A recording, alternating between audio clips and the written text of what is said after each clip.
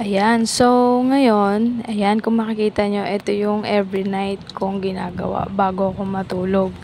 Yan po, naglalagay na ako ng maxi pill, then may bulak dyan. Tapos ipapahid ko siya simula sa noo, ayan, sa noo hanggang sa mukha.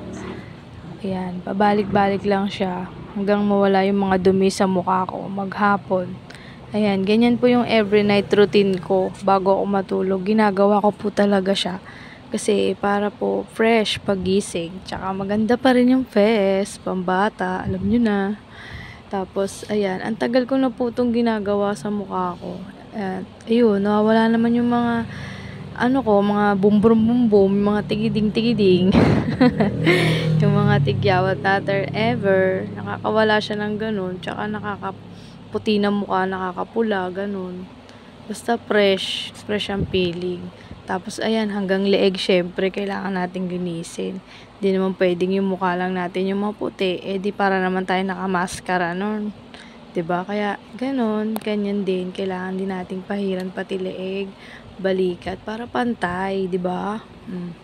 Tapos ayan, kung makikita nyo, ayan, pinapahiran ko na pati yung hanggang dibdib ko, batok, 'di ba? Ayan, sige, pahid. 'Di ba? Tapos ayan, makikita nyo, yak, ang itim. Pati siko, syempre, kailangan natin pahiran yung natira. Para kahit paano matanggal din yung dumi-dumi natin sa siko, 'di ba?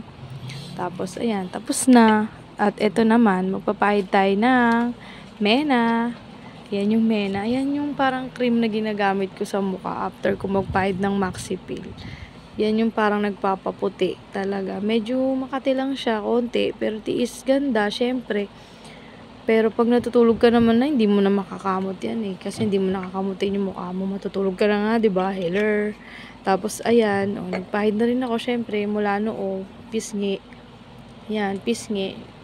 Banat-banatin natin yung pisngi natin para mawala yung mga wrinkles, ganun. Yun, diba? Pahid sa mata. Tapos, syempre, yan, pag napahid na natin sa mukha, isang kamay lang hindi pwedeng dalawang kamay pampahid nyo dyan. Isang kamay lang at tsakin nyo na malinis yung kamay nyo bago nyo ipahid sa mukha nyo. Tapos, eto na, magpapahid na tayo sa may bandang leeg.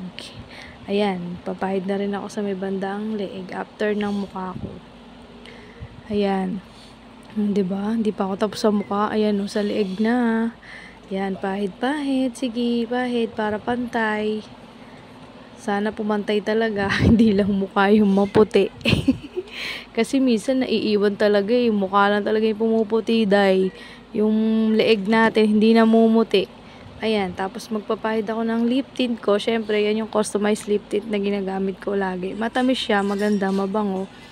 At pwede siya pag natutulog. Wow, fresh ng lola nyo. At eto na, syempre, maboborlog na ako dyan, guys. At sige, bye-bye. Salamat for watching. Thank you, guys. Babush!